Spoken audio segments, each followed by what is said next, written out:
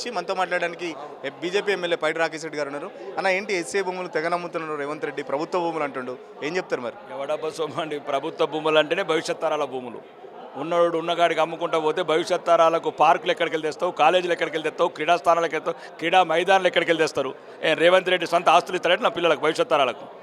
అది 400 ఎకరాలు భవిష్యత్ తరాలకు వెనకొచ్చే పార్కులు కావచ్చు, నేచర్ కావచ్చు, ఇంకా రకరకాల విద్యార్థులకు ఉపయోగపడే విద్యాలయాలు కావచ్చు, అవి నిర్మించడానికి ఉపయోగపడుతుంది.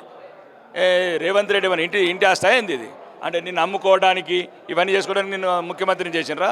భవిష్యత్ నువ్వే కదా పిసిసి ప్రెసిడెంట్ ఉన్నప్పుడు భవిష్యత్ తరాలకు వెనక్కి రావాల్సిన అన్ని భూములను అమ్ముతున్నది గత సర్కార్ అని చెప్పి ఉద్యమాలు చేసి దీక్షలు దిగిన మనిషి నువ్వేనై మాట్లాడేది. ఎట్టి పరిస్థితి కూడా విద్యార్థులకు అండగా ఉంటాము, భవిష్యత్ తరాలకు అండగా ఉంటాము, ప్రతి ప్రజా ఉద్యమం లేవదీస్తాము. ఆ భూమిని అమ్మే వరకు అంటే అమ్మకుండా ఉండడానికి ఎటువంటి చర్యలైనా మేము ప్రజలమైన ఉంటాం. దాంట్లో జంతువులు ఏం లేవు, జస్ట్ కేవలం కొన్ని గుంటనక్కలు మాత్రం భూమి కోసం చూస్తున్నాయి అంటే ఎవరా గుంటనక్కలు ఏంది అసలు? గుంటనక్కలు ఏమంటే కోడంగలి ఉంటాయి, ఏదైనా ఉంటే నల్గొండ ఉంటాయి, మాకేముంటాయి ఖమ్మం ఉంటాయి గుంటనక్కలు.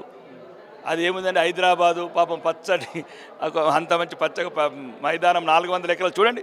హైదరాబాద్ అంతా కాంక్రీట్ జంగిల్ అయింది.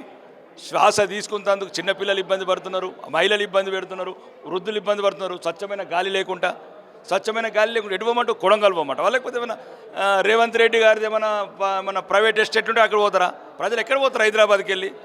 వాళ్ళు సేద తీరడానికి, వాళ్ళు ఏదైనా క్రీడ ఆడుకోవడానికి ఆట స్థలాలు కానీ, లేకపోతే ప్రకృతికి ఏదైనా కూర్చోవడానికి కానీ అంత పెద్ద కాంక్రీట్ జంగిల్ అయిపోయింది. గచ్చిబౌలి కానీ, షేర్లింగంపల్లి కానీ, కోకాపేట కానీ ఇవన్నీ కాంక్రీట్ జంగిల్లో మిగిలిందా 400 ఎకరాలు. దాన్ని కూడా అమ్ముతుంటే మరి భవిష్యత్ తరాలకు ఎట్లా? మేము అడిగేది విద్యార్థుల వైపు ఉంటాము, ప్రజల వైపు ఉంటాము, భవిష్యత్ తరాలకు భరోసా వైపు ఉంటాము. భారతీయ జనతా పార్టీ అంటేనే భరోసా. ఈ ఉద్యమానికి ప్రత్యేకంగా నైతిక మద్దతు ప్రకటిస్తూ ఈ ఉద్యమం ఎక్కడికి వెళ్ళి కానీ వాళ్ళు సహకరిస్తాం. కేసీఆర్ గత 10 ఏళ్ళు పట్టించుకోలేదు, మేము ప్రభుత్వ భూమిని మేము కోర్టు ఇష్యూలో చిక్కుముళ్ళు విలిపించి నేను ఇప్పుడు ఆ ప్రభుత్వానికి చెందేలాగా చేస్తున్నా అని చెప్పి రేవంత్ రెడ్డి అంటున్నారు. కోర్టులోకి వెళ్ళి ఆర్గ్యుమెంట్ చేశాడండి.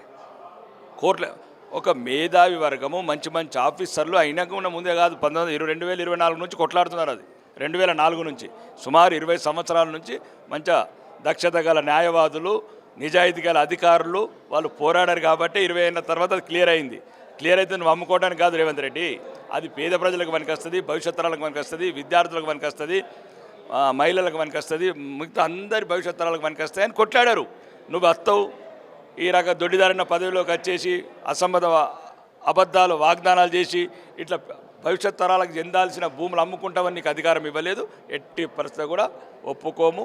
ప్రజా ఉద్యమం ఎంతకైనా నిగ్గదీస్తాము, విద్యార్థుల వైపు ఉంటాము, ప్రజల వైపు ఉంటాము. నువ్వు నీ నిర్ణయాన్ని ఉపసంహరించుకునే వరకు ఒకవేళ నీలో ఏదైనా పరిపాలించే దక్షత, పరిపాలించే ఏదైనా వ్యవస్థ ఉంటే నేర్చుకొని కాంగ్రెస్ వాళ్ళందరూ ప్రజల మీద భూములు అమ్మకుండా ఏ రకంగా ఆదాయం పెంచుకొని ఆ రకంగా ముందుకు తీసుకెళ్ళండి ప్రభుత్వాన్ని. చెప్పండి రేవంత్ రెడ్డి 2 జేబులు చేయబెట్టి చూపెట్టిండు, నా దగ్గర పైసలు లేవు, మరి ఇట్లా భూములు అమ్మద్దంటారు, మరి గవర్నమెంట్కి ఆదాయం ఎట్లా రావాలి? మరి ఆదాయం రావడానికి వందలాది మార్గాలు ఉన్నాయి, చాలా మార్గాలు ఉన్నాయి. ఏదైతే అవినీతిని అరికట్టండి, ముందు అనవసరంగా దుబారా ఖర్చులు అరికట్టండి. ఒక్కొక్క ప్లేటు 32,000 రూపాయలు అన్నాలు తినడం పని చేయండి, వేములవాడలో తిన్నట్లు అట్లా. కాబట్టి నేను అనేది ఏంటంటే హెలికాప్టర్లు కావచ్చు, ఇంకా రకరకాల ఉపయోగాలు కావచ్చు, ప్రజల ధనం నీళ్ళల్లో దుబారా చేస్తున్న మీ ప్రభుత్వం ఏదైతే దుబారా ఖర్చు ఉందో దాన్ని అరికట్టండి, అది సరిపోతుంది. మ్యాక్సిమంగా ఈ ఏదైతే అమ్ముతున్నో ఎంత డబ్బు వస్తుందో ఖాళీ ఒక 2-3 రేషన్ కార్డు లాంటి ఏదైతే ఉన్నదో, అనర్హులకు ఏదైతే స్కీములు ఇస్తున్నారో, అర్హత లేని వాళ్ళకి ఏదైతే ప్రభుత్వం ఉచితంగా వంచుతున్నారో అవన్నీ అరికడితే ఇంతకన్నా లక్షలాది కోట్ల రూపాయలు మిగులుతుంది రాష్ట్రంగా. చెప్పండి, మాది ప్రజాపాలన అనుకుంటూ ప్రశ్నించే వాళ్ళందరి పైన కేసులు పెట్టండి. నిన్న కొందరు స్టూడెంట్స్ మీద కూడా కేసులు పెట్టారు. ఈరోజు కనీసం అక్కడ నిరసన తెలిపే హక్కు కూడా స్టూడెంట్స్కి లేకుండా పోవడం, స్టూడెంట్స్ని కూడా బెదిరియడం పోలీసులు ఎట్లా వస్తున్నారు? అది ఇప్పుడు రేవంత్ రెడ్డి అనుకున్నాడు ఏంటంటే ఎప్పటికి శాశ్వతం అనుకుంటున్నాడు పదవి. ఇట్లా శాశ్వతం అనుకున్న ప్రతి ఒక్కరు ఫామ్ హౌస్లోకి పోయిండు, ఈయన కూడా ఏ హౌస్లోకి పోతాడో తెలియదు. విద్యార్థులు ఉద్యమం చేసేది వాళ్ళ సొంతం గురించి కాదు, విద్యార్థులు ఉద్యమాలు చేసేది మోసపూరిత వాగ్దానాల గురించి కాదు. విద్యార్థులు ఉద్యమాలు చేసేది, ప్రజలు ఉద్యమాలు చేసేది వాళ్ళ భవిష్యత్ తరాల గురించి తప్ప వాళ్ళ సొంతానికే వచ్చేదేం లేదు. ఇది ప్రజలు గమనిస్తున్నారు. కాబట్టి మళ్ళా కాకి లాంటి కర్కశంగా మొదలుపెట్టిందంటే ఈ కాంగ్రెసుడు పని. కాంగ్రెసుడు అప్పుడైనా నక్సల్స్ ఉద్యమం రావడానికి కావచ్చు, మత కలవలు రావడం కావచ్చు, కాంగ్రెసుడే కారణం. కాబట్టి కాంగ్రెసుడు వచ్చిందంటే రాష్ట్రానికి శని పెట్టినట్టు. కాబట్టి ఈ విద్యార్థులకు ఎప్పటికీ నైతిక విజయం వాళ్ళేది అవుతుంది. భగవంతుడు వాళ్ళ వైపు ఉన్నాడు. అన్ని ప్రజా సంఘాలు కావచ్చు, తెలంగాణ ప్రజలు మొత్తం వాళ్ళ వెనకాల ఉన్నారు. ఎప్పటికి విజయం వాళ్ళే సాధిస్తారు విద్యార్థులు.